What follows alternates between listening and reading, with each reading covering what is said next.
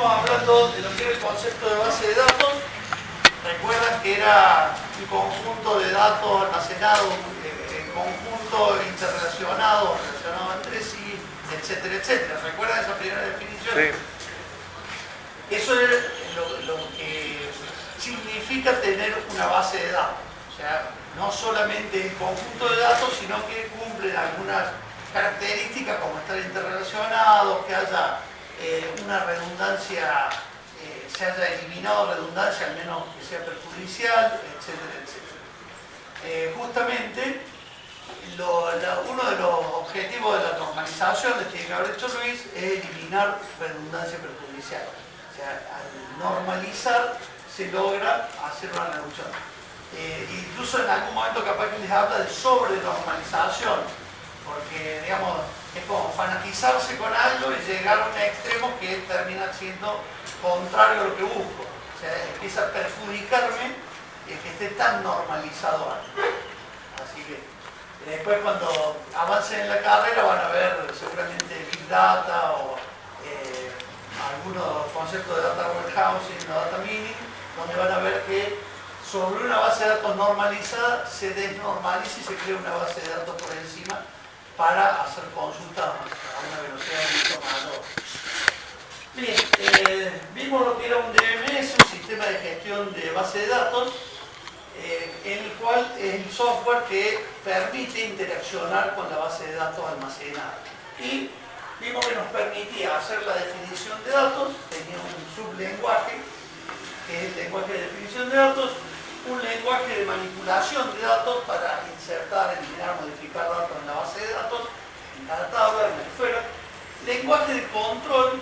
En realidad todos estos forman SQL. En ese lenguaje de control lo que se busca es darle permisos a usuarios para que hagan una determinada acción sobre un objeto, que puede ser una tabla. ¿Está? En SQL vamos a ver cómo es ese comando y cómo puedo entregar permisos y cómo puedo retirarlos también. Incluso le puedo dar a alguien permisos para que otorgue los permisos que le acabo de transferir. ¿Bien? O sea que él tiene esa posibilidad. Vimos que el DNS me tiene que brindar integridad, o sea que no se viola el principio de integridad como eliminar un dato que está siendo referenciado desde otra tabla. Eso les va a ir quedando más claro cuando vayan trabajando con Luis la normalización y vean que hay claves foráneas que apuntan a clave primaria, o sea que están vinculadas. Vimos que tenía que permitirme hacer respaldo de datos, o sea, backup, y permitir la recuperación ante fallos. O sea que si por algún motivo falla la base de datos, al recuperarse, debe recuperarse también manteniendo consistencia. O sea que transacciones que hubiesen quedado a medio camino deben volverse para atrás. O sea, hasta ahí, ¿hay alguna cosa más? Vimos los componentes del sistema de base de datos. Dijimos que era el hardware, software, los datos y los usuarios. Estuvimos hablando de los usuarios, los tipos de usuarios que había en la base de datos y hablamos de arquitectura de 3 esquemas de acuerdo al estándar ANSI Static, que dijimos que era similar a lo que puede ser IRAM acá en Argentina, para ciertas determinadas cuestiones que marca qué estándar o qué debe tener, en este caso, una base de datos para certificar como base de datos. Y terminamos con aquel dibujo donde veíamos la interacción de los usuarios, sean los usuarios de fuera, entre los programadores también, que a través de aplicaciones que se desarrollan puedo interactuar con el software y acceder a la base de datos que en el caso de cualquier motor de base de datos va a tener un diccionario de datos, que es este de aquí. Donde yo les había dicho sobre el final de la clase que cada vez que creo una tabla se crea una fila nueva en la tabla que tiene todos los nombres de todas las tablas y así sucesivamente. Cada nuevo atributo, cada nueva clave primaria, foránea y demás. Por eso cuando lleguemos a SQL vamos a decir, che, se puede crear una clave, una clave primaria o foránea sin nombre, pero va a ir a parar al diccionario de datos con un nombre que le va a otorgar la base de datos. Y vos el día de mañana, cuando vayas a consultar, va a tener un nombre genérico que no vas a saber qué significa. En cambio, si adoptaste una regla mnemotécnica para nombrar los objetos, va a ser mucho más fácil para uno y para el resto poder saber simplemente al verlo qué puede contener el objeto que está siendo referenciado. Eso, mientras más grande sea una organización, con más obligatoriedad va a tener que seguirse, digamos, definirse y seguirse las reglas de nombrado para los distintos aspectos de lo que se usa en sistema.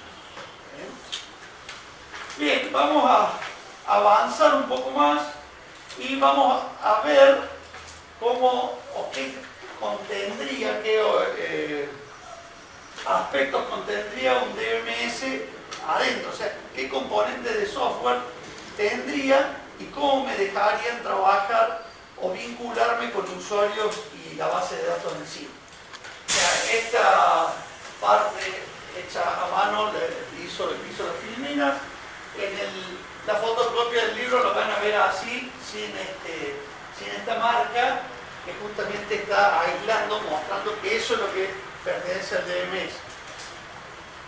También aclarar que esto es una gran abstracción, o sea, hay muchísimos más componentes que puede tener un motor de base de datos, un DMS, o sea, muchísimos más. Por ejemplo, para manejar las transacciones tiene que haber un archivo donde se van guardando cómo era antes y cómo quedó después de ser actualizado, para que después el motor tenga el antes y el después y pueda volver para atrás. Eso está dentro del DMS, son los logical logs que se definen. Sí. Entonces, una Filmina sabe toda la clase. A mí me llevó una vida. Y a ustedes, bueno, usted es una clase, está mejor que todo. Bueno, como les decía, por aquí arriba vamos a tener los usuarios, que son los que vimos en la clase anterior, usuarios personal de DBA, o sea, que puede ser una persona o muchas, depende de la organización de que se trate. Usuarios casuales, programadores de aplicación y usuarios paramétricos que se lo trata el paramétrico como nosotros cuando interactuamos con cualquier sistema que se trate, y habíamos puesto de ejemplo de la fac. Interactuamos con la base de datos de la facultad a través del sistema que nos han provisto o que nos han dicho, o la página en definitiva, que nos han mostrado cómo tenemos que entrar y dónde tenemos que encontrar las cosas. ¿Y un usuario casual cuál sería de...? Un casual podría ser, por ejemplo, vamos a citarlo a Roberto Muñoz, el jefe de cátedra, que es el secretario académico, y por ahora también el director del departamento de sistemas, que no esté previsto alguna consulta, una cierta consulta, y él tenga la posibilidad de escribir SQL para obtener los datos que necesita buscar. O sea, en ese caso, por ejemplo, él, además de conocer SQL, que se supone que lo sabe porque es jefe de la banca, no sabe, estamos mal, estamos al horno, entonces él sabe eso, pero también tiene que saber la estructura de datos, porque si no, ¿cómo escribo una consulta? Que en una consulta, lo veremos en profundidad, tengo que poner a qué tabla voy a ir a consultar, o sea, en qué tabla están almacenados los datos. Tiene que saber eso, tiene que saber cómo se llaman los atributos, o sea, tiene que conocer la estructura de datos del sistema académico para poder hacer una consulta. O sea, es casual, pero no tanto. Uno, por casual, alguien pase por acá, voy a hacer una consulta. O sea, es inviable. O sea, pero básicamente es esa situación. El personal de DBA se puede conectar o puede necesitar conectarse de dos formas en su trabajo habitual. Pues. Además podría ser paramétrico, pero en su trabajo como DBA puede necesitar escribir sentencias DDL, que eran las de lenguaje de definición de datos. ¿Y para qué servían las DDL? ¿Las qué? Las sentencias DDL. Eso dentro de un par de años ustedes van a estar arriba de un auto yendo a tomar cerveza. Bien. Por ahora hay que tomar cerveza de todo modo para sí, bueno, ¿qué era el DDL? Exactamente. Digamos, yo hice la diferenciación también en la clase pasada porque para definir objetos dentro de la base de datos. Hay motores como Oracle que al instalarlo queda definida la única base de datos. Y hay motores como SQL Server de Microsoft que se crea o se instala, mejor dicho, y puedo empezar a crear distintas bases de datos. O sea, en esos casos también vamos a ver cómo crear. Hay un montón de parámetros que se pueden ingresar, pero en general se usan 2 o 3 nomás, que se refiere a nombre, a tamaño y si va a tener para los archivos principales y para otro tipo de archivos para guardar áreas de desborda. Fundamentalmente voy a crear objetos, tablas, vistas, etc. O sea, el motor me puede proveer un entorno para la creación, podría tener un menú que me diga crear, cuando diga crear me muestre todos los objetos que puedo crear y cuando entre a cada objeto me vaya llevando por todas las definiciones que tenga que poner o aprender a escribir la sentencia, que es un poquito más complejo. Cuando escriba sentencias de DDL, el motor tiene que traducirla de algún modo, o sea, lo toma un módulo que es el compilador de DDL.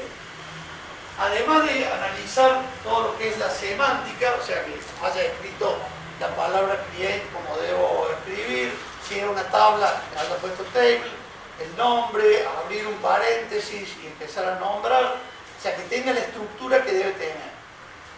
Además, va a consultar con el catálogo o diccionario de datos para ver si eso que estoy queriendo crear en una de esas ya existe, con lo cual va a rechazar ese pedido. ¿Está bien? Después, si pasa esos chequeos, que esté bien escrito, que no esté duplicando ninguna definición existente, va a crear el rótulo de esa, supongamos ir una tabla de esa tabla, y en el diccionario de datos va a actualizar todas las tablas que necesita actualizar. Agregar una fila en el nombre de tablas, agregar n filas de acuerdo a la cantidad de atributos que tenga, en la tabla que tenga la definición de clave primaria, si digamos hay que definir sí o sí, va a definir, etcétera, etcétera. O sea, todo lo que haya definido en la sentencia, el compilador dijo que está bien, va a quedar en la base de datos y en el catálogo del sistema. ¿Está bien? La otra acción que puede hacer es escribir un comando privilegiado o accionar alguna cuestión, como, digamos, cualquier sentencia que haga o que propenda a buscar un desempeño más ágil de la base de datos. Yo puedo haber definido algo, en principio creía que iba a funcionar bien y después con el tiempo me doy cuenta que con el volumen de datos que alcance, ciertas definiciones las voy a tener que ajustar, voy a tener que hacer un tuning de la base de datos. Por ejemplo, una cuestión que podría indicar el DBA es decir, che, ¿cuál es el tamaño que se va a llenar de una página? Ustedes por sistema operativo saben que una página puede medir un cierto tamaño ¿De qué? medido ¿El marco no era? en K. Claro, claro. Kbytes. O sea, eso eso es fijo, no es dinámico, es estático. Yo instalo el sistema operativo y digo que las páginas van a ser de 4, son de 4. 8, puede ser de 1 o 2. Claro, pero mientras más se puede ver fragmentación. ¿En qué te beneficia tener más tamaño de página? Ay. La referencia. Eso. En que voy a llevar más de una sola vez a la memoria. O sea, esa es la ventaja. ¿Cuál es la desventaja teóricamente? Que te Si puede tengo quedar poca memoria, cosas no asignadas. Enseguida voy a tener, digamos, no voy a tener un overflow. Va a empezar a swapear. O sea, cuando yo empiece a subir páginas a memoria, va a llegar un momento que no tiene más lugar para hacer, va a decir, bueno, ¿cuál fue la última, la más vieja usada? La saca y entra la nueva página. El hecho de tener una página también de gran tamaño hará que entren más registros definidos dentro de la página. O sea que si yo tengo un registro, una tupla de 250 bytes, que es un tamaño donde puedo meter muchos datos, imagínense que un apellido y nombre podría ocupar 30, 20 el apellido y 20, 25 el nombre. Imaginen todos los datos además que pueden tener. Documento .8, si lo tengo en bytes, si lo tengo definido como comprimido, en la mitad de bytes voy a poder entrar y demás. O sea que en 250 tendría mucho. En 8K voy a tener, al menos, sin hacer demasiadas cuentas, 4×8, 32 registros. ¿Está bien? Tomando como 1000 bytes un K, que es el 1024. Sí. Pero más o menos tendría eso. Ahora, si tuviera una página de un K, van a entrar menos registros. Con lo cual la posibilidad de que encuentre ahí el próximo registro baja considerablemente.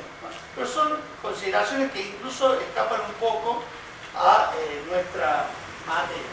Lo que sí puede definir ahí es, che, cuando defino esta tabla digo que va a ocupar tantos K. Pero también le digo que no se llene una página en más de un 70%. O sea, eso lo puede definir. ¿En qué le va a beneficiar? Lo vemos en un rato, en un par de filminas, pero lo puede definir. El set, en algunos motores, set filler to, y le da el porcentaje de llenado. Eso va a trabajarlo con el procesador de base de datos runtime, es un sistema de control de concurrencia, porque recuerden que habíamos visto que habíamos hablado de concurrencia, de la posibilidad de que ingresen varios al mismo tiempo y verá si puede hacer esa cuestión en ese momento. La otra forma es de interactuar a través de los usuarios casuales, que me preguntaban primero, y ese, como va a escribir una consulta, lo primero que lo va a tomar es el compilador de consultas. Se tiene que ver si lo que escribí está bien escrito. O sea, si está bien escrito select, from, where, o las cláusulas que tenga ese select. Después, una vez que vaya al procesador de base de datos, ya ahí se va a dar cuenta si la tabla que nombré existe, si los atributos que nombré existen, etcétera, etcétera. Acá va a fijarse que la semántica esté bien, o sea, que haya escrito algo correctamente. Y después lo va a tomar el optimizador de consultas, que hasta hace ya varios años debíamos escribir nosotros la sentencia en forma óptima. Y los motores por ahí tomaban, optimizaban un poco, pero no eran tan buenos. Hoy lo hacen perfectamente. ¿Y a qué cuestión va? A que, por ejemplo, si yo tengo 5 tablas que voy a juntar en una consulta, si hay una tabla que es mucho más grande que las otras y las puedo reunir con una de las otras y hacer el filtro, o sea, establecer la condición, y eso va a hacer que, por ejemplo, de 10 millones de filas queden 100. Y después hacer las próximas reuniones va a ser mucho más sencillo. ¿Está bien? Para el motor, menos trabajoso, va a ser mucho más rápido trabajarlo. O de pronto toma la tabla y le mete el where, el filtro referido a esa tabla, para quedarse con con menos registros a efectos de entrar en una reunión. O sea, cuando lleguemos a álgebra relacional y dirán, otra vez algo, no la habíamos sacado de medio. Vamos a álgebra, vamos a volver sobre el álgebra, vamos a hablar de los operadores de álgebra relacional, que son la base para el SQL. O sea, de cómo hacer los vínculos, de cómo reunir, cómo unir fragmentos de tabla y demás. Bueno, lo que hace ese optimizador es rearmar la sentencia que había escrito el usuario casual para que quede en forma óptima, que quede de forma tal de que se haga mucho más rápido. Y es notorio como bien escrito la sentencia, teniendo en cuenta las tablas que van a entrar, el momento que van a entrar, es notorio cómo mejora el rendimiento o la respuesta que va a dar el motor. O sea, cuando lo teníamos que escribir bien, nosotros acá veíamos optimización de consulta. O sea, si tengo una consulta con varias tablas, la última tabla que reunía era la primera que tomaba el motor, o sea, teníamos que saber esa cuestión. Ahora los motores lo hacen perfectamente. Una vez que pasa por el optimizador, ya va al procesador de base de datos runtime y ya puede acceder a la base de datos para hacer la consulta que fue. Obviamente, en esta abstracción nos estamos justamente sacando de la cabeza que por acá va a tener que estar el sistema operativo. O sea, el que hace realmente el acceso a disco para traer la página que va a llevar a memoria es el sistema operativo. En una época que se ve, no deben haber nacido ninguno de ustedes, cuando en MS había un Fox que se encargaba de hacer el acceso a datos, lo podía instalar para que se abstrayera del sistema operativo. Era horrible el rendimiento. Programadores de aplicaciones, obviamente lo que hacen va a ser desarrollar aplicaciones. Eso lo va a tomar el precompilador, que va a separar todo lo que sea propio del lenguaje host, el que haya escrito, del compilador de DML, que es algo similar a esto, nada más que acá está compilando una sentencia select y acá estoy compilando no solo select, sino insert del end update. O sea, está compilando algo más con más sentencias posibles. Si está todo bien por aquí, van a quedar las transacciones compiladas, que va a ser lo que los usuarios paramétricos van a usar para ir al procesador de transacciones. ¿Está bien? Todo eso lo van a ir teniendo en la filmina cuando les quede, lo van a ir teniendo, todo eso que fui hablando lo van a tener ahí. O sea, el compilador de DL procesa definición de los esquemas, o sea, de las tablas, en definitiva un esquema conceptual, son todas las tablas que va a haber, y almacena descripciones de los esquemas del catálogo y el rotulador. El precompilador de consulta, optimizador de consulta, precompilador de ML, o sea, todo lo que van teniendo ahí en este lugar están descritos aquí. Compilador de lenguaje host, procesador de base de datos runtime, el subsistema de control de concurrencia, administrador de datos almacenados. O sea, en un parcial lo que se suele preguntar de eso que vimos recién es, che, ¿cómo interactúa, por ejemplo, el DBA con el DBMS? No se pegó varias patadas de ahí. La silla. Vamos a volver. Bueno. Gaby, lo que vamos Sí, atrás. silencio, sí escucho. Sí. Lo que acaba de decir, ¿cómo interactúa? ¿Cómo interactúa cada uno de los usuarios respecto del DMS? O sea, lo que podríamos preguntarle, ahí recordé bien exactamente de dónde venía, es cómo interactúa el DBA, o cómo interactúa el programador de aplicaciones.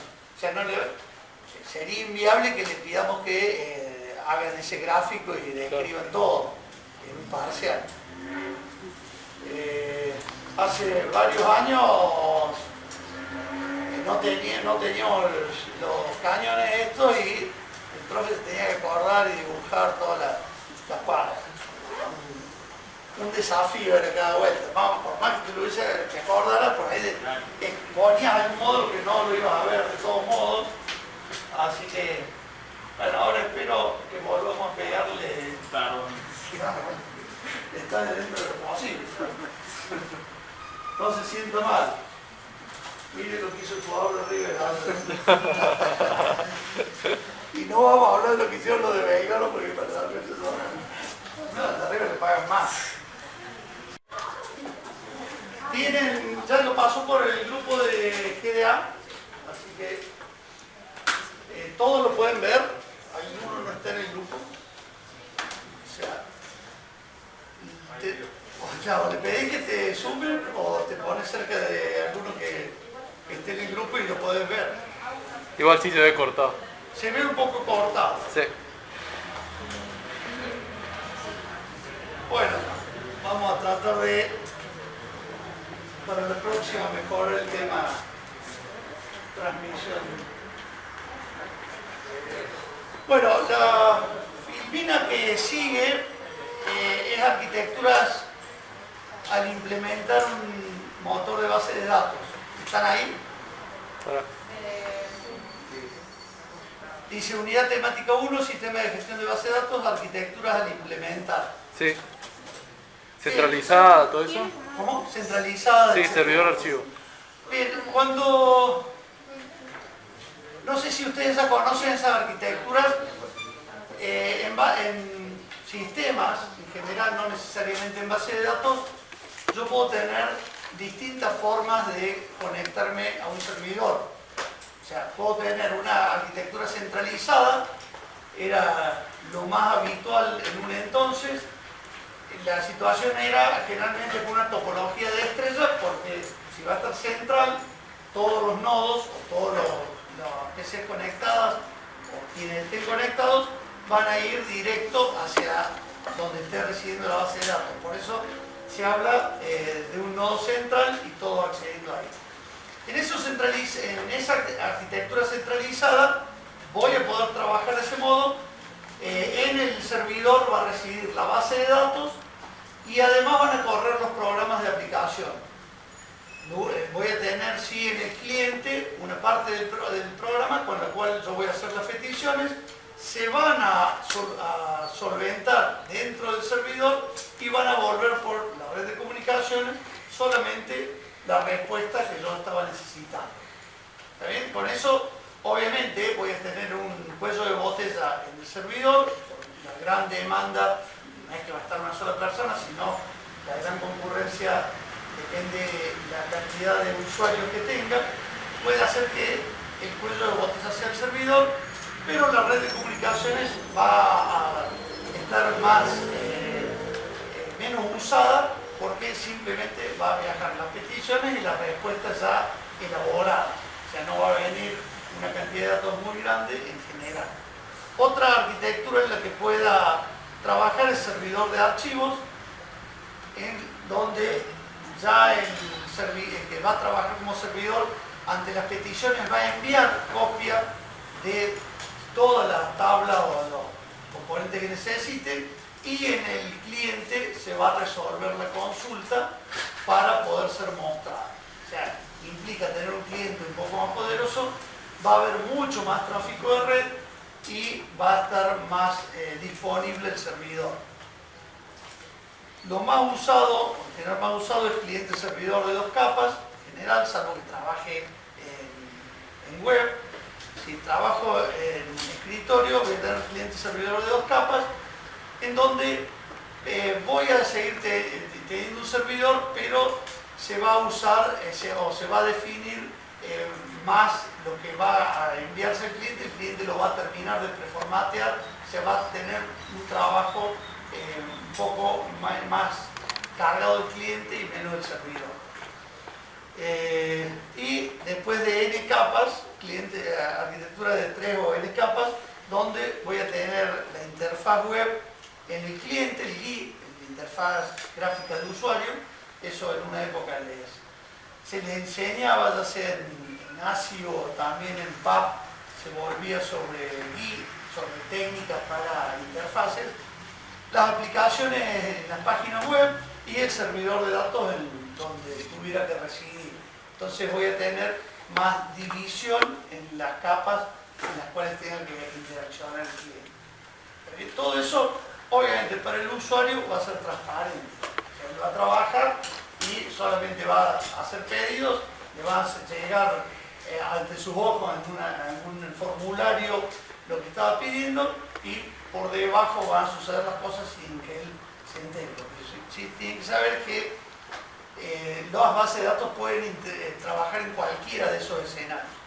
Sí, quería preguntarle si vamos a ver alguna seguridad de inyección en SQL, tanto por SQL como en el programa. Solamente vamos a ver de seguridad lo referido a la base de datos en cuanto a los permisos que puedo otorgar con la sentencia grant y quitarlos con sentencia revoke. Creo que hay una electiva de 5º año que habla específicamente de seguridad.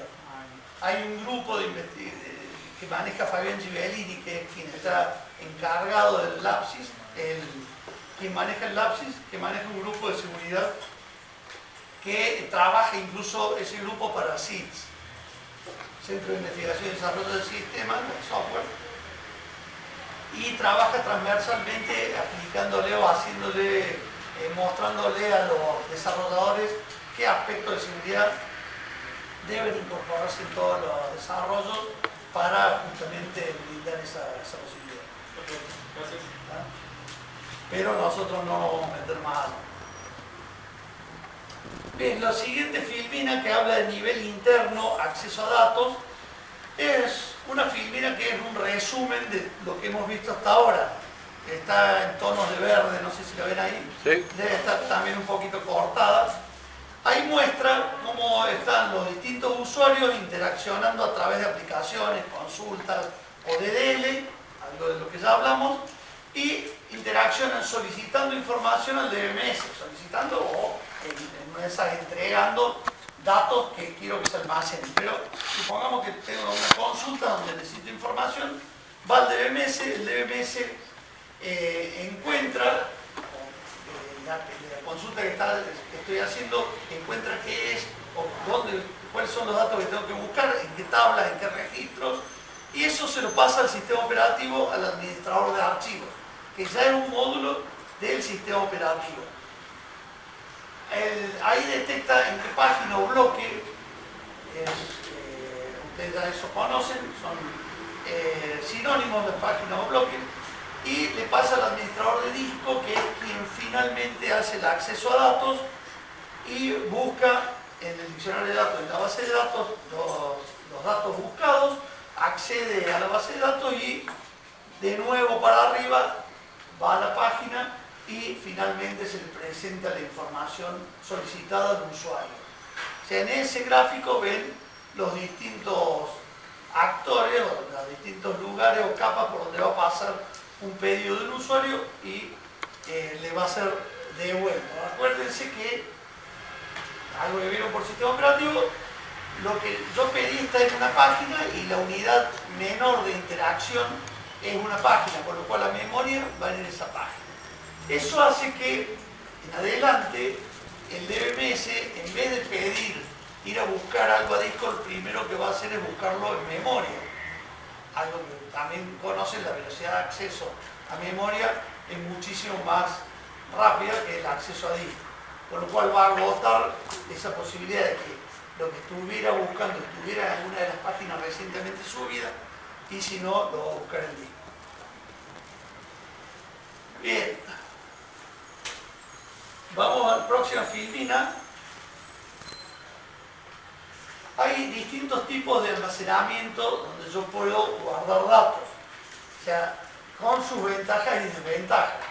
El almacenamiento principal primario son memorias que obviamente tienen acceso rápido, una capacidad limitada respecto de otros elementos de almacenamiento, y es volátil. Una vez que se apagó la máquina, lo que estaba en memoria, en RAM, se va a perder, salvo que tuviera algún tipo de memoria alimentada que pudiera mantenerlo de algún modo. Pero en general, todo lo que es memoria, el almacenamiento principal, va a desaparecer. El almacenamiento secundario, que es el que en general vamos a usar para almacenar base de datos, dice ahí disco fijo, o sea, o un array o un RAID de discos para poder trabajar con volúmenes más grandes. Y generalmente dice online ahí porque es el trabajo que yo voy a estar haciendo consultas y van a estar accediendo en ese momento para obtener los resultados que estoy buscando. Y finalmente un almacenamiento terciario, que puede ser en cintas o discos ópticos, normalmente dice fuera de línea porque los voy a tener justamente para respaldo y voy a acceder. El problema que tiene cualquiera de esos almacenamientos es que tengo que acceder en forma secuencial, no tengo alternativa. Ustedes, digamos, nacieron fuera de lo que fue la época del cassette, que la música estaba en una cinta y para acceder a una canción cualquiera había que recorrer digamos, la cantidad de cintas necesarias para llegar a ese comienzo.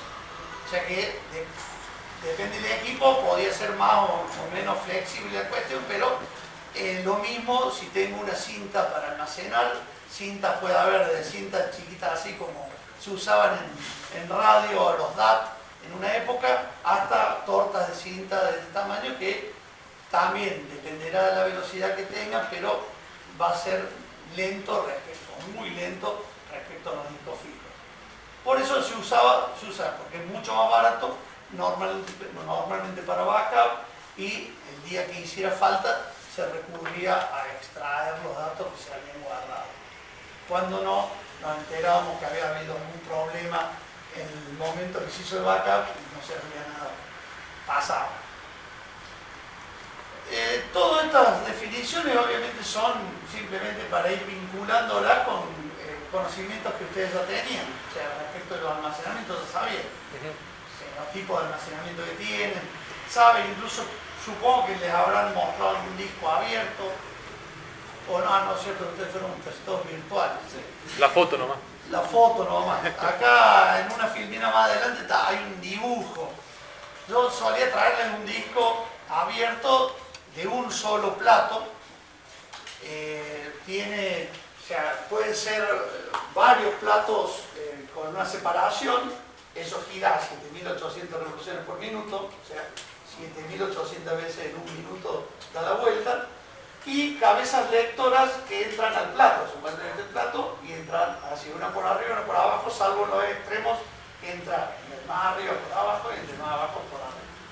Eso trabaja a una separación ínfima. Tan es así que trabajaban en la localidad de Martínez en Buenos Aires, que hacían discos fijos para IBM, tenían que entrar a una cámara presurizada, obviamente con una cofia, como si entraran a operar, porque cae un pelo en ese lugar y la turbulencia que genera hace que pegue la cabeza en el disco y se rompe el disco y la cabeza no la encuentra, desaparece por la fricción con errores que tuvimos en algunas, teníamos discos vacíos, algunos lo usaban como espejo, es un plato, parece un espejo, y tiene una cierta densidad de excavación. Ahí a ver si las filminas siguientes tienen ya el dibujo. Sí. Bueno, hay conceptos que ya manejan ustedes, bloque o página, tamaño establecido por el sistema operativo, lo que dijimos al inicializar no es dinámico, también lo dije hace un rato, porque yo una vez que instalé el sistema operativo, hasta que lo instale de nuevo, ese tamaño no varía, y es la unidad de transferencia mínima entre el disco y la memoria. Un clúster son bloques contiguos que están en la misma cara del disco, o sea que si yo tengo una base de datos o tablas, los datos de la tabla metidos dentro de clústeres contiguos, la velocidad de acceso va a ser mucho más rápida que si tiene que empezar a ir a distintas partes del disco. ¿Queda claro eso? Por eso es que se empieza a degradar Windows a medida que se empieza a llenar el disco, y todo, cualquier sistema operativo, Linux menos, o Unix menos, porque lo maneja mejor, pero también sufre una degradación, y el problema es que empieza a guardar nueva información en los lugares que tenga libres. Si yo estuve grabando, empieza a quedar lugares libres que no están contiguos. La fragmentación. Y empieza a fragmentar, y por eso había un utilitario que era un defrag, que me permitía volver a juntar todos los archivos que tenía en el disco. Eso claro. Hacía que mejorara la velocidad de mi máquina muchísimo, por ejemplo. O sea, lo mejor es reinstalar el sistema operativo con una cierta periodicidad, 1 año, 2 años, lo sumo. Eso va a hacer que se haga una defragmentación, o sea, lo inverso, o sea, volver a juntar los fragmentos de un archivo, tabla, lo que fuera, y funcionará mucho más rápido. Para encontrar el sistema operativo, para encontrar un bloque, para hacer una entrada-salida de datos, lo que hace es a través del número de cilindro, número de pista y número de bloque. Eso, todos los archivos, también lo saben por sistema operativo, lo tienen ese dato y los manda directamente al lugar donde tiene que que sea. Después tienen el dibujito que tienen ahí en esta página del archivo que compartió el compañero de ustedes, muestra lo que yo les decía de un disco, y está el concepto ahí de cilindro, que son todas las pistas que están a una misma distancia desde el centro del disco. O sea, si en cada plato yo uso el peine de cabezas, entra todo, no es que entra uno u otro, entra todo junto. Entonces, si yo hago que maneje el diseño físico, hace que todos los datos si son tablas muy grandes, estén dentro de un mismo cilindro, cuando entre la cabeza lectora va a entrar al lugar donde está todo el archivo almacenado. ¿Queda claro eso? O sea, eso es almacenar los datos en un cilindro, o sea, tenerlos en una dirección del disco donde sea más ágil poder volver a contar con ellos cuando lo necesite. O sea, yo creo que todos esos conceptos estaban del sistema operativo, sí. cilindro, clúster, todo eso, la idea es que los tuvieran, pero tienen que ver después cuando tengo que almacenar datos, la forma en que los voy a poder recuperar. Bien, el almacenamiento en una base de datos, yo defino tablas que son ficheros o archivos. Esos ficheros o archivos tienen registros que tienen atributos, tienen registros o tuplas, depende de cómo son sinónimos, que tienen atributos o valores. Por ejemplo, la tabla de alumnos va a tener tuplas o registros con los datos de cada uno de los alumnos, cada registro va a referirse a un alumno. Van a estar contiguos salvo que tenga almacenado archivos tipo block. Por ejemplo, si yo guardo la foto de los alumnos, no va a poder estar a continuación, sino que en un dato le va a indicar dónde está el archivo con la foto. ¿Está bien? O sea, no va a estar dentro de un mismo registro de datos. Esos ficheros pueden estar en organizaciones extendidas o no extendidas. Hay un dibujo que tiene que estar ahí arriba ahora, que muestra que es una organización extendida o no. Si volvíamos al ejemplo hace un rato que un registro tenía 250 bytes y en un K entraban 4 registros, estaban sobrando 24. Vamos a suponer que no hay más que los datos, los bytes de un registro no están más que estos datos, de clave, de cabecera y demás.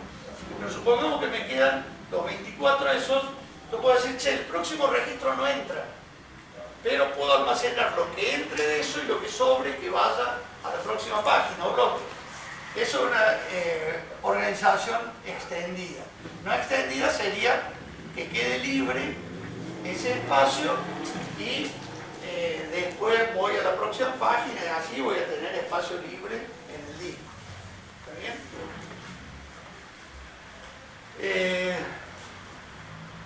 Hace mucho, por ejemplo, si se trataba de definir longitudes de registro que coincidieran con el tamaño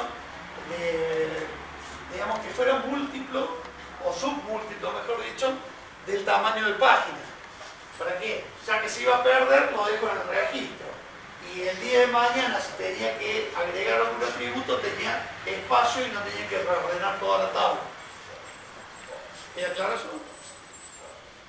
O sea, si yo no dejo espacio y de pronto digo a un registro le tengo que agregar 25 bytes porque ahora hace falta guardar algún otro dato más de cada una de las personas, por ejemplo, cuando haga eso va a tener que volver a grabar toda la tabla dejándole espacio para que se almacene, para que quede junto con el tamaño del registro. Si lo había previsto, ya que lo perdía de todos modos, en una organización no extendida, me salvaba de esa situación. Eso se usaba mucho porque era un momento también que los equipos eran mucho más lentos y hacer cualquier organización me hubiese elevado muchísimo. O sea que en cada caso hay que analizar todos los pros y contras que hagan que el desempeño el día de mañana sea mucho mejor. Bien, la asignación de bloques puede ser continua, enlazada, combinada, indexada. Obviamente sí. Continua es que a un bloque le va a seguir otro de datos de la misma tabla y así sucesivamente. Entonces, cuando el DBA crea una tabla, le puede decir, bueno, esta tabla va a tener n bloques, o le vamos a reservar n bloques. Pero eso, digamos, lo hace en base a conocimiento. Es decir, bueno, si esta tabla tiene hoy 1000 registros y tiene un porcentaje de crecimiento de un 30% al año. Entonces yo asigno el tamaño para que tenga 1300, sé que por un año, más o menos, no voy a tener problema de espacio. No va a tener que empezar a ir a áreas de desborde, con lo cual todo el espacio de datos de la tabla va a estar en asignaciones continuas, con lo cual va a ir más rápido el acceso. Si se me llenara, creciera más de lo que yo he previsto, o no lo hubiese previsto, todo lo nuevo va a ir a áreas de desborde, con lo cual una vez que no lo encuentro, lo tiene que ir a buscar a las áreas de desborde. Enlazada quiere decir que cada registro va a indicar dónde está el próximo registro, porque es altamente probable sea que no esté a continuación. Y así. Bien. Operaciones sobre lo que se puede hacer sobre los ficheros. O sea, esto es sobre las tablas. Recuerdan que veníamos de que era una base de datos, definíamos la base de datos, definíamos tablas dentro de la base de datos, y dentro de cada tabla va a haber filas o registros donde voy a almacenar todos los datos que quiero almacenar sobre un aspecto, por ejemplo, los alumnos, las materias, las notas y demás. Cosas que voy a poder, operaciones que voy a poder hacer sobre esos ficheros, cualquiera fuera, va a ser recuperación, o sea, encontrar, buscar algo que necesito, encontrarlo y traerlo, si existiera, y actualizar.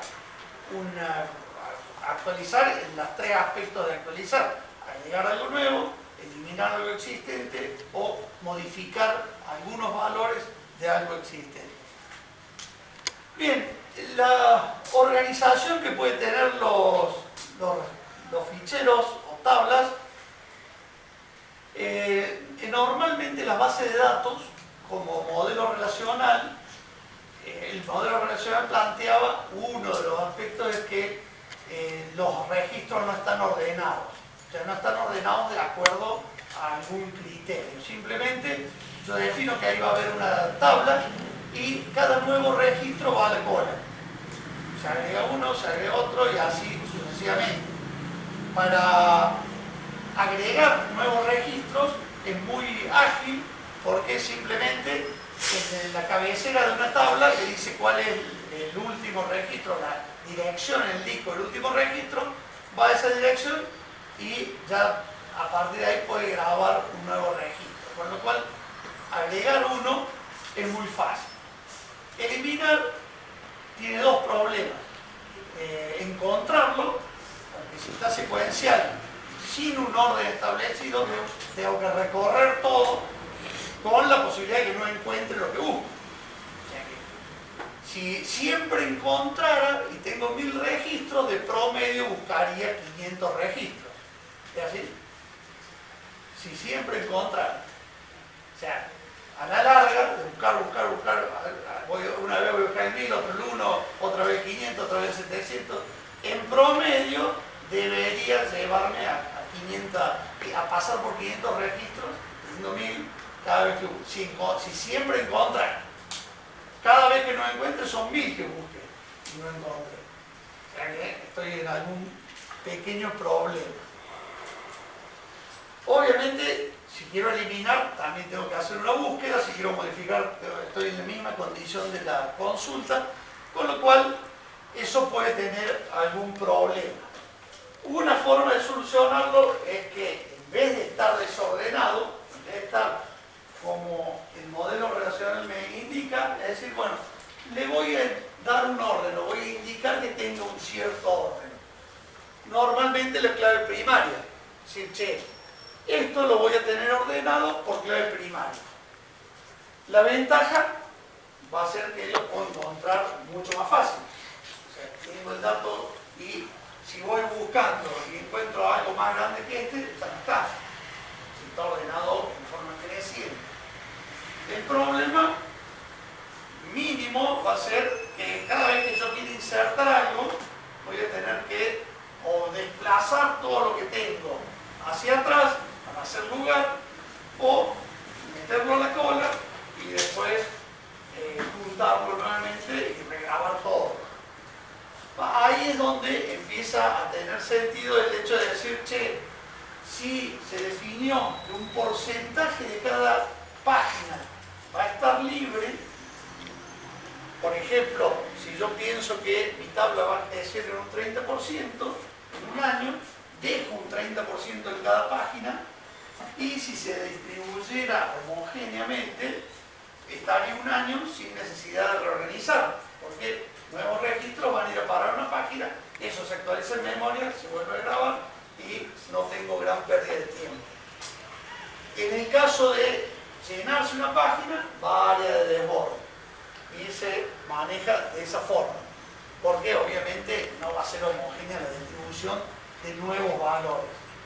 Y de esa forma se agiliza mucho, o sea, el ingreso va a seguir siendo rápido, simplemente tiene que encontrar la página donde tiene que insertar algo, y la búsqueda obviamente también va a ser muchísimo más rápido de lo que era antes.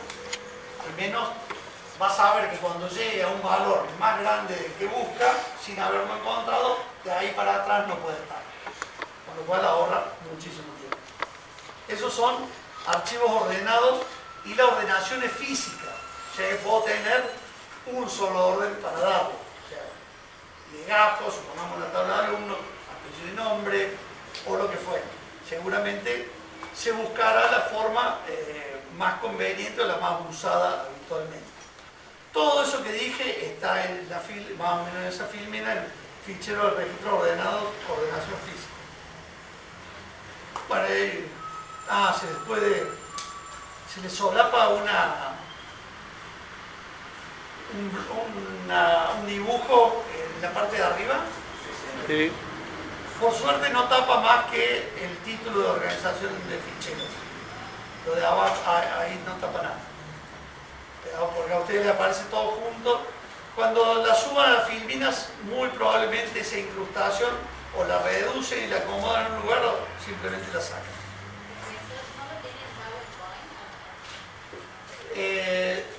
Sí, pero no puedo entregar PowerPoint. Tengo que entregar PDF. O sea, encima lo hice rápido y no busqué de acomodar, pero ya mañana van a estar subidas. En adelante voy a ver que estén subidas del día anterior por lo menos.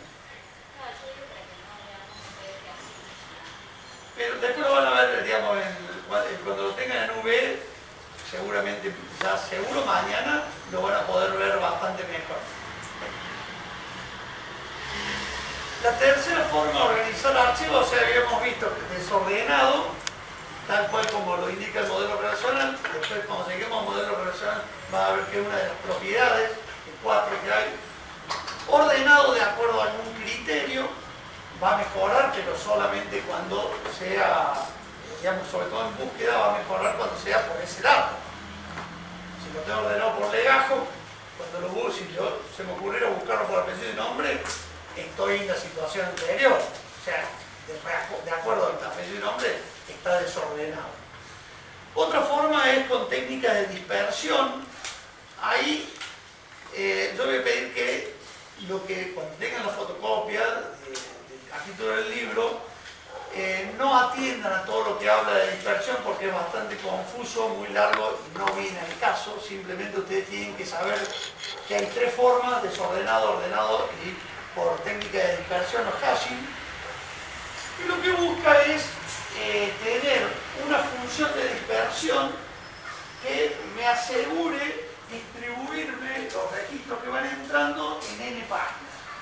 Yo tengo que encontrar una dispersión que aplicando, por ejemplo, el legajo, que lo quiero incorporar, más la función, aplicando esa función, con los otros datos de la función, me dé un valor entre 1 y n, que son la cantidad de registros que tengo, de páginas que tengo para ese archivo.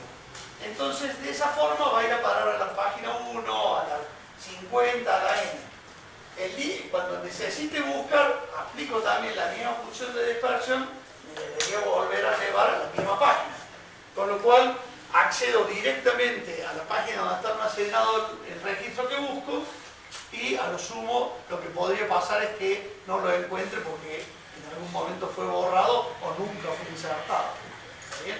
Pero no podría ir a otra página.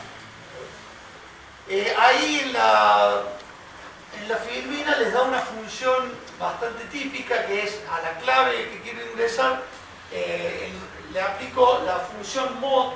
En muchos lenguajes de programación es el resto de la división. Por ejemplo, si hago 10 mod 3, el resto de la división va a ser 1. ¿Está bien? Entonces va a ir a la página 1. O sea, tengo que encontrar la función que me reparta o me disperse los datos que quiero incorporar a una de las páginas que tengo disponibles. O sea, si tenía 100 páginas disponibles, tendría que ser una función de dispersión cuyo valor esté entre 1 y 100. No puede haber valores por encima. Eso es lo que deben saber. También en este caso se puede llenar la página que estaba, alguna de las páginas, porque de vuelta es muy raro que esté de forma homogéneamente distribuido, que va a estar a medida que vayan cayendo y puede ser que es muy probable que se llene más una página que otra, hasta llegar al punto de llenarse y eso puede hacer que tenga que ir a un área de desborde para almacenar los registros que vayan desbordando de las distintas páginas. Hasta tanto sea rearmado la función de dispersión y vuelto a grabar los datos en el disco. Eso es lo que nosotros necesitamos que sepan de la forma de almacenar datos por dispersión, nada más.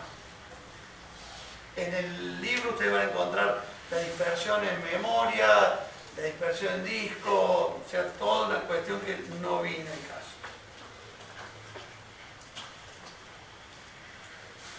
Bien, pese a todos esos esfuerzos, hasta una cierta cantidad de registros puede llegar a ser bastante ágil en el acceso a datos, pero uno de los principales objetivos de la base de datos es agilizar justamente el acceso a los datos.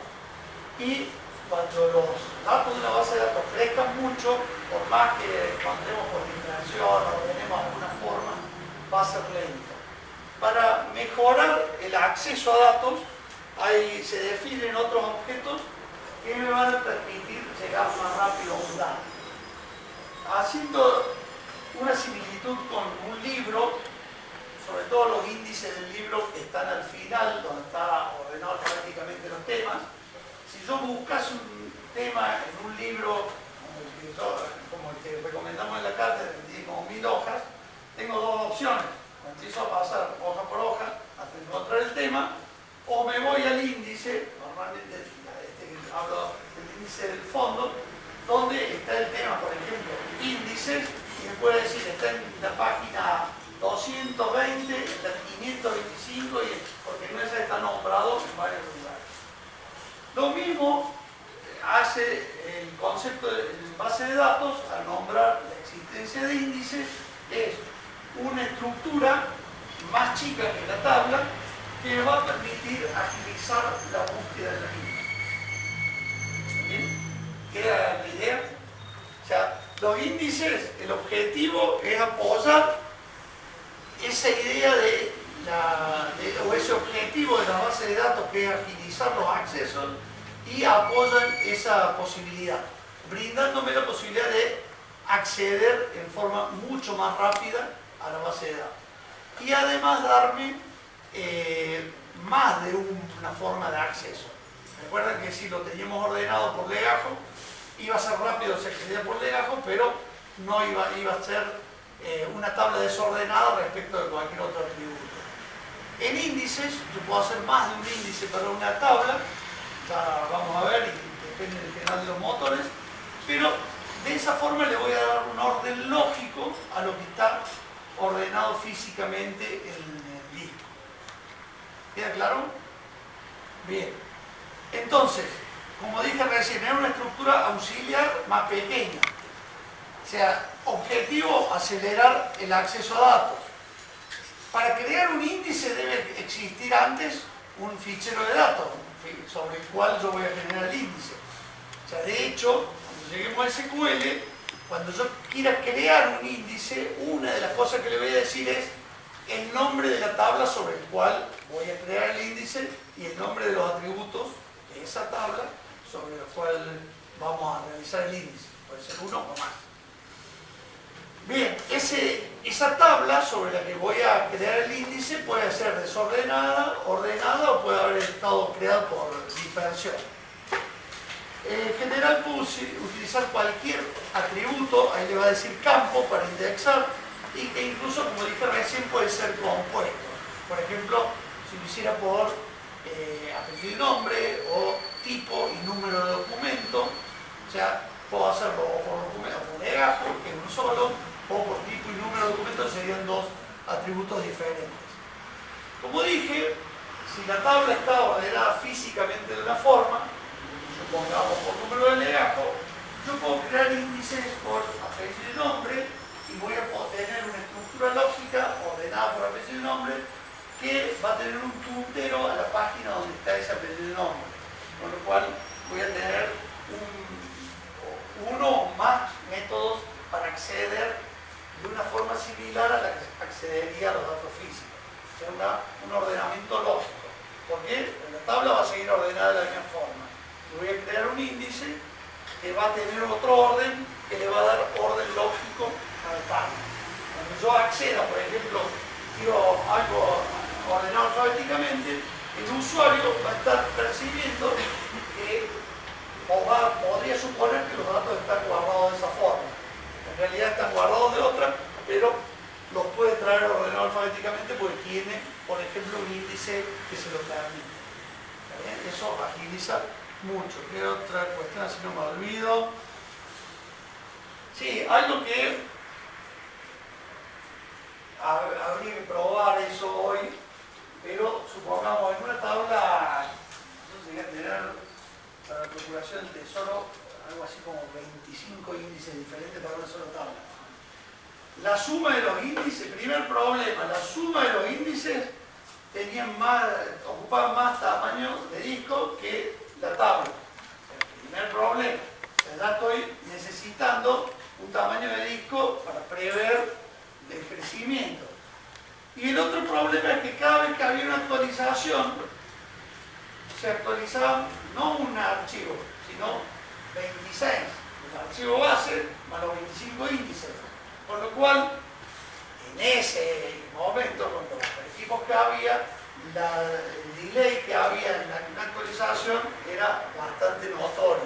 O sea, notorio en el orden de 1 o 2 segundos. O sea, pero vos te das cuenta que tardaba en soltarte de nuevo el control.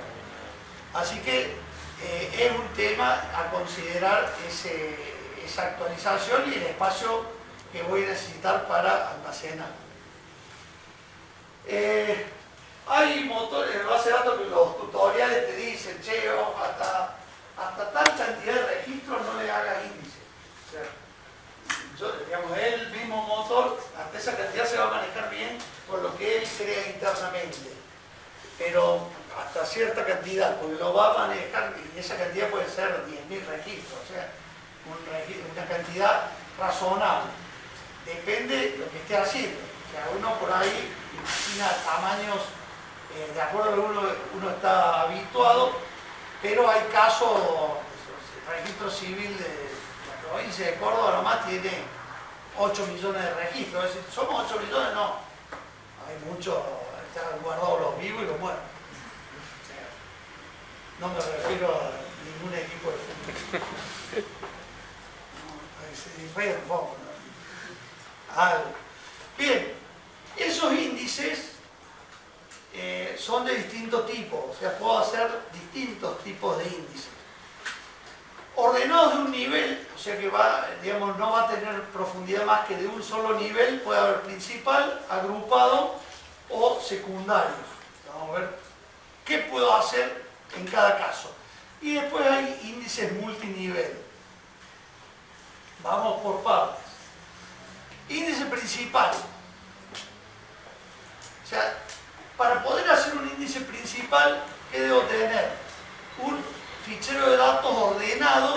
por el campo clave. Por ejemplo, legajo, vamos que eligiéramos. O sea, para poder hacer una, pongamos la tabla de alumnos con el que tengo la clave que es el legajo. Para poder hacer un índice principal, esa tabla debe estar ordenada físicamente por el legajo. Si no, no lo voy a poder hacer. Vayan registrando bien todas las cosas que dice el profe. Están en la página que tienen, en el archivo que tienen ahí, que van a tener en la web, porque vamos a hacer un ejercicio sobre esto.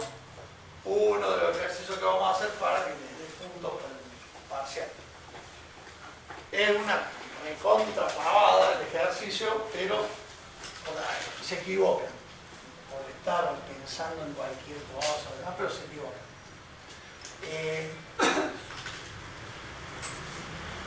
Se equivocan en un parcial, sería, puede ser, porque no tuvieron tiempo, pero a veces uno lo da como ejercicio, lo tienen para hacer un rato largo en su casa, pueden consultar y demás, se suelen equivocar y decir, ¿qué va a pasar el día del parcial? Si yo gané esto, que teóricamente en grupo, muchas veces no lo hacen como grupo.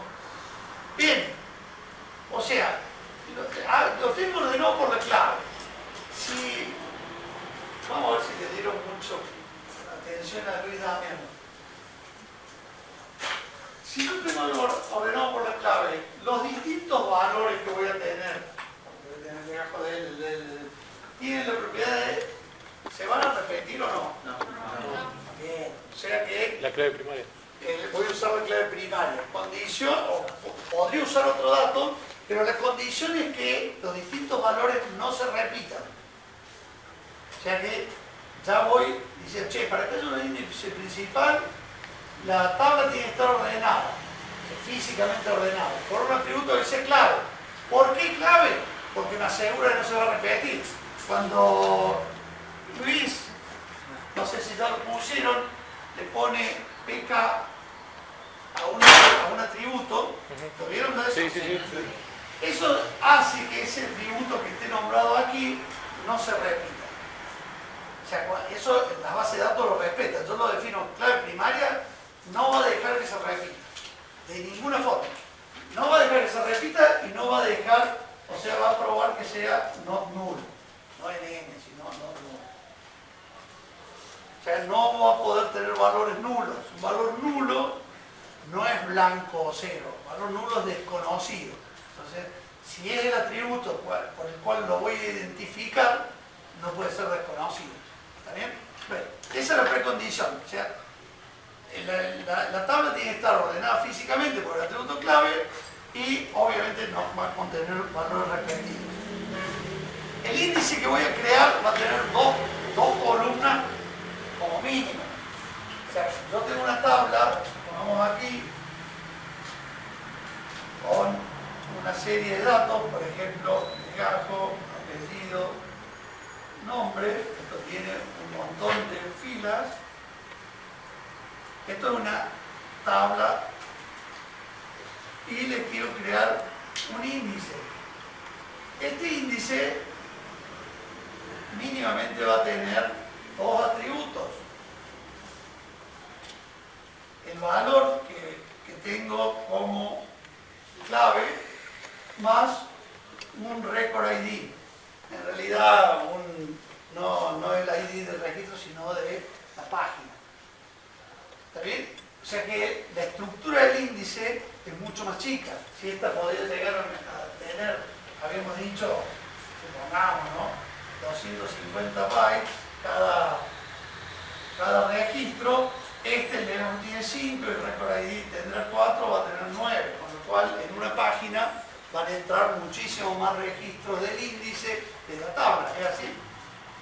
O sea, con lo cual, ya cada vez que llega a memoria una página del índice, voy a estar llevando muchos más registros a memoria que me van a ir a través del record ID apuntando en forma directa al lugar donde están guardados. Contiene valor como dije ahí, contiene entonces valor del campo clave del primer registro de cada bloque. O sea que habíamos dicho que, vamos a suponer de un K, más o menos teníamos 4 registros por bloque. Esto está ordenado. Acá tengo el legajo. 85, No, me queda poco para arriba. 385. Bueno, y así todo en orden creciente acá. ¿Está bien? Lo que es el legajo más grande de todo, lo entregado. Entonces, este es el valor más chico de toda la página. Ese va acá. El próximo va a ir aquí. ¿Qué hace? Cuando vaya a buscar un registro, va a determinar si está en esta página y de acá lo va a derivar. Obviamente acá no están todos los valores, sino el primero de cada página. Pueden encontrar alguna bibliografía que diga que está el más grande de cada página. Pero para el caso es lo mismo. Si ustedes ven que ya mínimo, de cada 4 registros hay uno en el índice. O sea, si tenía 10.000, acá va a haber 2.500. Y encima va a haber mucho más por página. Con lo cual, el tamaño de este archivo va a ser muchísimo más chico que la tabla. Recorrerlo y después que vaya directamente a la página va a ser mucho más rápido. Lo único que no voy a poder hacer es comprobar existencia. Como está el primero de cada página, yo sí o sí voy a tener que ir al archivo para levantar esa página donde debería estar y ahí saber si está o no está. Bien, esto es un índice escaso o no denso, porque simplemente no tiene todos los registros que están allí, sino uno por página. Eso hace que sea un tipo de índice escaso o no denso. Obviamente lo que decía recién ocupa menos espacio que el fichero de datos, tiene longitud fija, obviamente más registros de fichero índice en cada bloque, todo eso que ya dije está escrito acá para que ustedes lo recuerden, y se hace una búsqueda binaria en el índice. ¿Saben cómo era la búsqueda binaria? Lo de inicio al final iba... Todos los años lo pregunto, lo saben porque toman los valores extremos, dividen por 2. Si lo que busco es más grande, me voy para este lado, este es el nuevo valor más chico, y así sucesivamente. Teóricamente en 7 búsquedas, algo así, tendría que estar encontrando el dato. Y la actualización, la inserción es un problema porque puede cambiar los registros ancla. Estos registros que van a pasar al índice son los registros ancla. Si inserto uno más chico que el 85.385, obviamente tiene que cambiar. Y para borrar, como en muchos casos, se marca directamente en base de datos. No hay una eliminación física, hay una eliminación lógica. Obviamente, si tengo eliminado lógicamente, el próximo registro que venga va a ir a ocupar ese lugar. Lo mismo hace el sistema operativo. Por eso borran algo, si tienen algún software para recuperar, lo van a poder recuperar, salvo que hubiesen grabado mucho posterior a borrar. Porque el sistema operativo va a ir a buscar el primer lugar que tenga disponible. Si este que borraron es el primero, hasta luego. Bueno, lo mismo va a pasar aquí. O sea, ahí en base de datos podría de algún modo decir, mostrarme todos los registros que tengo borrados y poder revivir algunos. No es muy común, pero podría pasar. Hay un dibujito ahí que les debe estar incrustando, ustedes deben ver más el dibujo que todo lo que yo estuve diciendo recién, puede ser, donde hay un índice a partir de una tabla que está a la derecha y el índice principal que está a la izquierda, con una flecha celeste que lo marca. ¿Es así?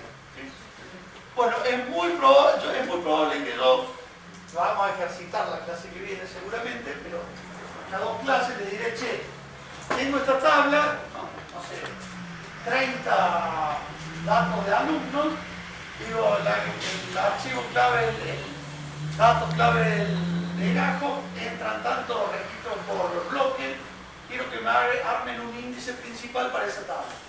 Yo se lo voy a dar desordenado seguramente y error común, directamente lo hace con esto desordenado, le arman un índice principal.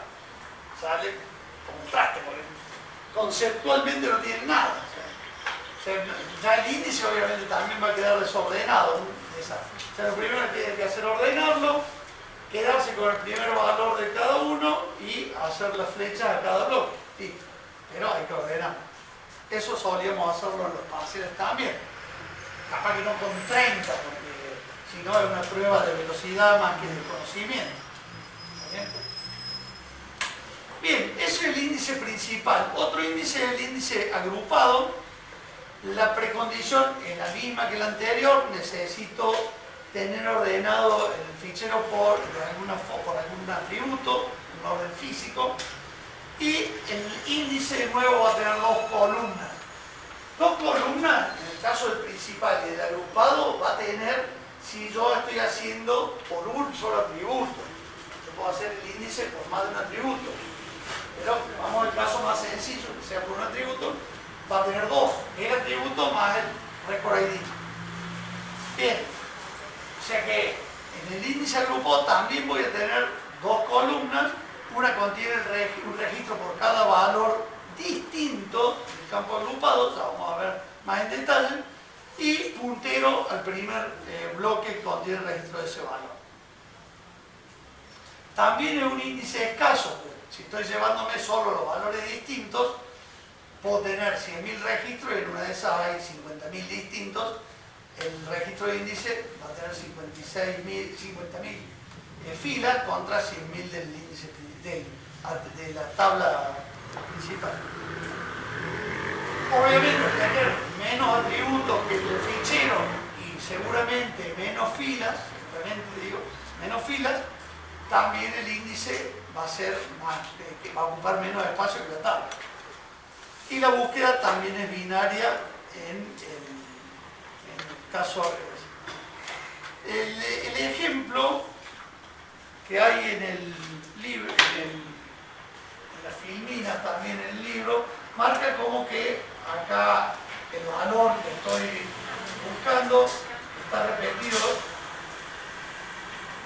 El 1, supongamos así, acá tengo el 2, el 2, el 2. Entonces acá va a venir el número 1 con puntero al bloque, el número 2 también con puntero al bloque. Ustedes lo van a ver así, decir, uy, el 2 le está apuntando al 1, no, apunta a esto, a todo el bloque. ¿Está bien? Supongamos, o sea, acá tengo un 3, va a tener el 3 que apunta a este bloque y así sucesivamente. O sea, estoy armando el índice con un atributo que está repetido. En el caso anterior, el índice principal no estaba repetido. En este caso, está repetido. O sea, es un valor cualquiera que tenga en la tabla que puede estar repetido. Puesto de ese modo, como está en ese ejemplo y que está en el libro, sería una complicación. ¿Por qué? Porque cuando venga a almacenar un nuevo número 1, se me haga un lío acá. Entonces, ¿qué se hace habitualmente? Es tener en cada página los valores distintos. También si tengo, acá estos fueran 4 también, y acá tuviera, bueno, pues supongamos que no existe el 4, en el 5 y así. O sea que tengo espacio para guardar nuevos registros que vengan con ese valor y no voy a tener que hacer un lío bárbaro cada vez que se inserte un registro. Hay en la fotocopia, nada más que esto fue una incrustación que hice yo ahí me incrusté en la foto, en el PPT, una foto del libro donde muestro un ejemplo como lo hice yo ahora. Ustedes en la filmina van a tener ese ejemplo donde está repetido o hay valores distintos en una misma página, el 1, el 2, el 2 y el 3. Y acá hay un ejemplo donde muestra que de tener en bloques solamente valores iguales, lo cual va a hacer que haya registros vacíos probablemente, pero que haga que el crecimiento sea mucho más fácil. Bien, pregunta. ¿Cuántos índices principales puedo tener para una tabla? Se hagan todos los atributos del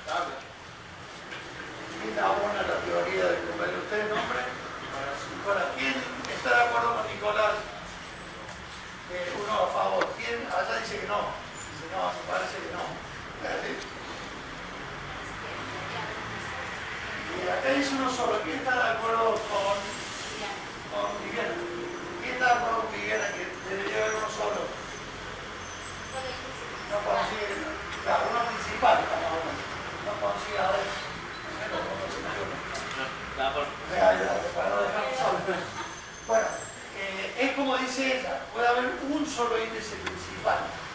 ¿Por qué? Porque si dije que exactamente, si lo tengo ordenado físicamente y a partir de ese orden físico hago el índice, no puede estar de dos formas. ¿Está bien? ¿Está claro? O sea, no se hagan problemas, está bueno que lo opinen, está bárbaro porque nos permite ir interactuando y fijando por ahí conocimiento. A partir de lo que dijo él, seguramente varios lo atendieron un poco más y ayudó. Entonces puedo tener uno solo. Y podría tener uno solo agrupado, pero no puedo tener un principal y un agrupado. Porque el principal me pedía que lo tuviera ordenado por un atributo clave, o sea que no tuviera repetición. Este me pide que lo tenga ordenado físicamente por uno no clave, que sea posible de que tenga repeticiones. Con lo cual lo tengo ordenado de una forma, lo tengo de otra. Puedo tener uno solo de cualquiera de los dos, pero uno solo. Uno principal o uno agrupado. Entonces me dijo, profe, que podía tener muchos índices, hermano. Creo que había una aplicación que tenía usted que tenía como 25. Verso. Puedo dedicar a la política. No, uno en especial. Bueno, ¿qué pasa? Los índices secundarios, hasta ahora hablamos del principal. Vimos el agrupado. Y están los índices secundarios. Y de estos es que puedo tener todo lo que quiera. No dependen del orden físico. O sea, le generan un orden lógico a la tabla. Estos serían los filtros, por así decirlo. Sí, sería métodos, diríamos, formas de acceder a la información. No quiero confundirlo con filtro, porque filtrar algo es como ponerle una máscara que deje visible solo lo que cumple una cierta condición. Normalmente, incluso en el desarrollo, cuando quiero filtrar una tabla, es quedarme con algunos datos. ¿Está bien? Entonces, son formas de acceder que me van a permitir llegar más rápido a un dato para poder mostrar justamente lo que quiero mostrar en forma mucho más rápida. Bueno, esto ya es un desastre, así que, bueno, inicialmente era un desastre. Supongamos que esto acá tuviera el legajo, esto estuviera ordenado por legajo y acá tuviera el número de documentos, lo vamos a hacer fácil, el número de documentos como si fuera de un solo valor, el 8, el 5, el 1, el 2, el 3, el 7. Digamos un atributo no clave, pero tiene la particularidad de no repetirse. Si yo le hago un índice, eso voy a tener acá el 1, el 2, el 3, el 5, el 7, el 8. O sea, todos los valores están ahí. Obviamente el 1 viene acá, el 2 viene aquí, el 3 viene aquí, el 5 viene ahí, el 7 va acá y el 8 ahí. Un lío bárbaro de flechas y así lo van a encontrar en la filmina que tienen ustedes. De nuevo, cada flecha apunta al bloque y no al registro donde está yendo la flecha. Acá voy a tener tantas entradas de índice como filas tengo en la tabla original. O sea, tenía 1 millón de registros allá, tengo 1 millón de registros acá. O sea, tengo un índice más chico que la tabla, pero mucho más grande que los anteriores. Que mostré recién, que tenían uno por cada bloque.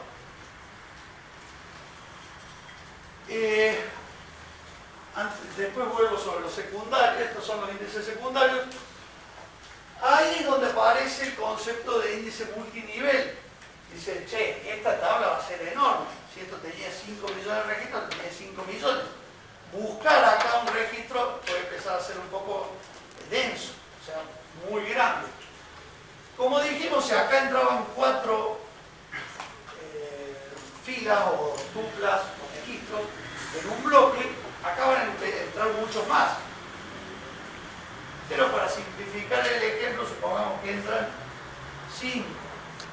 Entonces, esto lo puedo tratar como si fuera un archivo ordenado, este de acá, y hacerle un índice principal, aquí, con el 1, con el 8.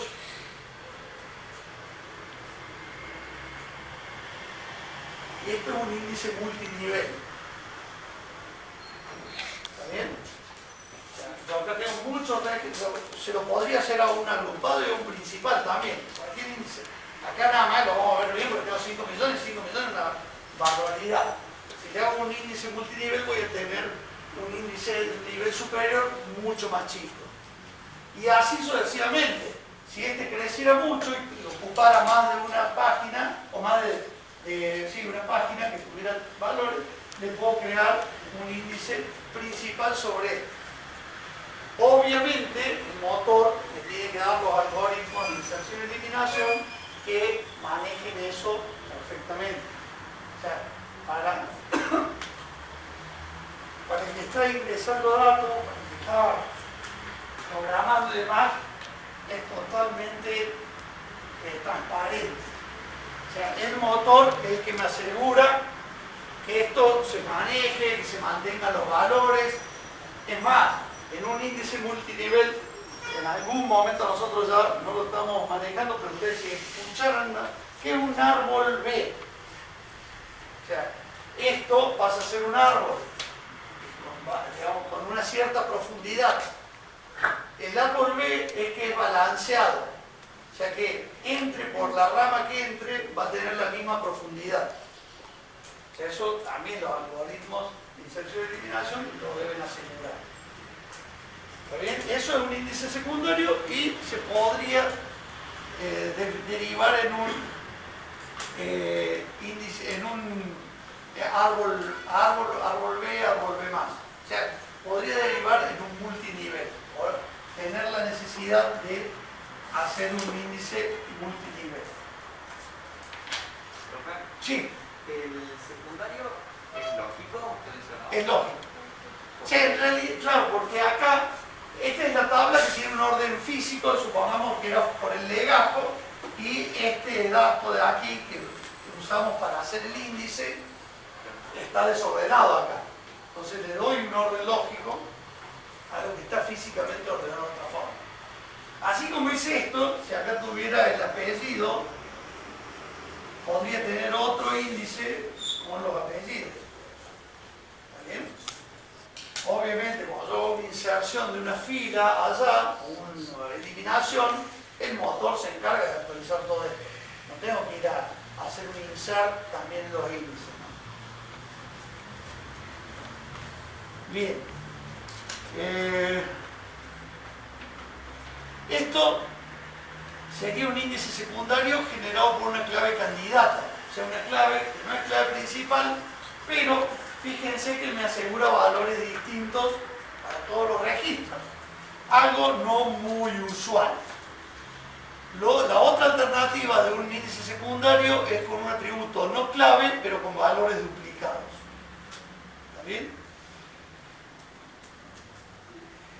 En ese caso, si hay valores duplicados, supongamos que acá hubiera otro 1, acá hubiera otro 2, acá voy a tener una sola de las apariciones y acá en un punto intermedio voy a tener, acá viene el 1 y acá vienen los direccionamientos a todos los valores que hubiera repetidos. También esto lo va creando automáticamente el motor. O sea, esto es lo más probable que ocurra. Es mucho más probable que lo que mostré recién, porque hay uno de los pocos casos que me ha tocado es este, o sea, tener legajo y documento. Seguramente sería tipo y número de documento para asegurar unicidad. El documento solo no asegura unicidad. Pero podría darse ese caso. Después es muy difícil de imaginar tablas que tengan más de un atributo que pudo ser clave primaria. Generalmente hay uno solo, o la suma de más de 2 o 3. En un caso extremo podrían ser todos los atributos de la tabla ser la clave primaria. Raro,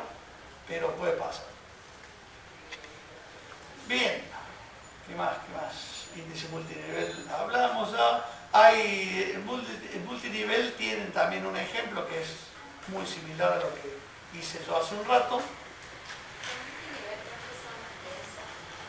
El multinivel tiene una parte que es denso, porque este que había marcado yo,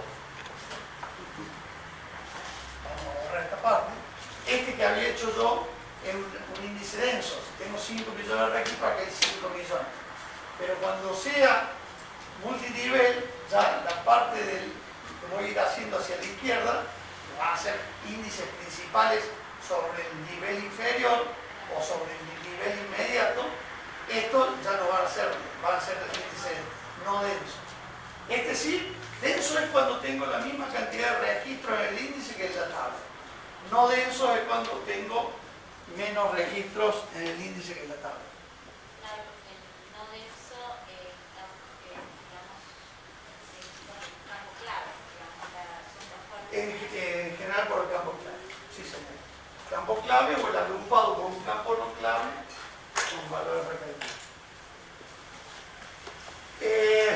Vuelvo a reiterar de hacer una lectura de lo que vamos viendo. Hasta ahora hemos pasado por el capítulo 1 y 2 del libro y capítulos 13 y 14. El 1, el 2, el 13 y el 14 son los que hemos recorrido. Sí, cuando cuenten con eso yo les puedo ir diciendo, che, de este capítulo hasta tal título no sigan, hagan lectura más adelante de ese título porque no va a ser evaluado ni viene el caso para lo que necesitamos. Y vayan leyendo así. Cuando la clase que viene vamos a hacer una ejercitación, un rato. Yo voy a cambiar una tabla, se lo van a resolver, lo pueden hacer en grupo si prefieren, y pasamos, lo resolvemos, hacemos una o dos y después seguramente pueda venir una ejercitación calificada sobre eso que hacemos para sumar aquellos pequeños puntos que pueden ayudar a hacer una aprobación directa. ¿Está bien? La clase que viene vamos a ver base de datos distribuidas. Antes de mentirle vamos a asegurar que sea eso, pero creo que era base de datos distribuida y modelos de datos. Denme un segundillo. Sí, vamos a ver la clase que viene, base de datos distribuidas. O sea, vamos a suponer, lo mismo que recién dijimos, que ustedes están en un lugar y todos accedemos a la base de datos, sea la arquitectura que fuera. Puede ser que la base de datos la distribuyamos en varios lugares y vamos a ver cómo hacer para distribuirla, etc. Con eso terminamos lo que es la unidad 1 y pasamos a la unidad 2, que es modelos de datos. Vamos a hacer un pantallazo general sobre los distintos modelos de datos, orientado a objetos, de relación, gráfico de red, modelo relacional, y vamos a nombrar los no SQL. Y después vamos a pasar al modelo relacional, vamos a ver la estructura, que ya algo vino con Luis, vamos a ver la parte de integridad y vamos a ver álgebra relacional, para posteriormente hacer ejercitación de álgebra, para ver de tirar ahí una nueva ejercitación para ustedes para seguir sumando puntos. ¿Vamos?